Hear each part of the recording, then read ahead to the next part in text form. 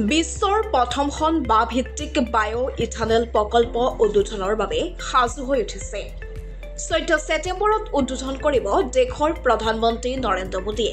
এই প্ৰকল্পক লৈ বহু আশাৰ ৰেঙনি কঢ়িয়াই আনিছে নিবনুৱা যুৱক-যুৱতীৰ। নুমলীগড় শোধনাগাৰৰ বায়'-ইথানল প্ৰকল্পক লৈ MD ভাস্কৰজ্যোতি ফুকনৰ সংবাদমেল।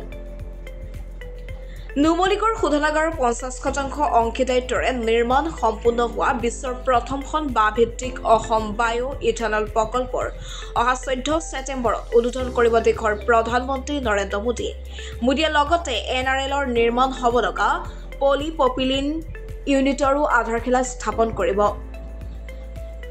প্ৰতি বছৰে 5,000 মেট্ৰিক টন কিলো বাঁহৰ ব্যৱহাৰেৰে 50,000 টন ইথানল, 18,000 টন ফাৰ্ফিউৰিলেল আৰু 11,000 টন এচিটিক এচিড উৎপাদন হ'ব।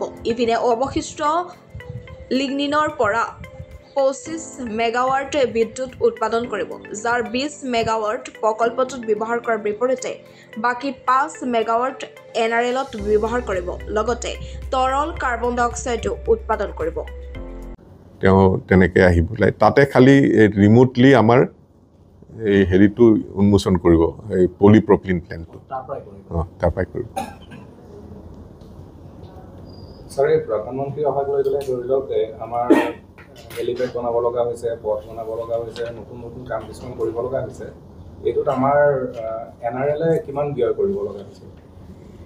চাওক, এইটো যিটো ৰাস্তা বনোৱা হ'ল এতিয়া আপোনালোকে দেখিছে এইটো বাগানৰ মাজেদি, সেইটোৱে গোটেই মানে পথ ব্যৱস্থাটো সুচল কৰি দিছে, কাৰণ এইটো এটা পাৰ্মানেণ্ট ষ্ট্ৰাকচাৰ হৈ গ'ল। সেই দিশৰ পৰা আমি যথেষ্ট লাভৱান হৈছোঁ।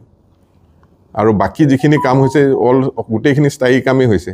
যে টেংকাৰ ষ্টেণ্ডৰ গোটেই আপুনি পেভমেণ্ট কৰাই দিছোঁ। যেতিয়া ৰিফাইনেৰীটো 9 মিলিয়ন হ'ব, বাই ৰিফাইনেৰীত যেতিয়া ইমান ট্ৰাক আহিব লাগিব, তাৰ টেংক ট্ৰাক পাৰ্কিংটো হ'ব লাগিব। চ' সেইটো তেনেকৈ ভাবিব লাগে যে আমি এটা সম্পত্তি এটা পালোঁ আৰু এইটো স্থায়ী সম্পত্তি এটা।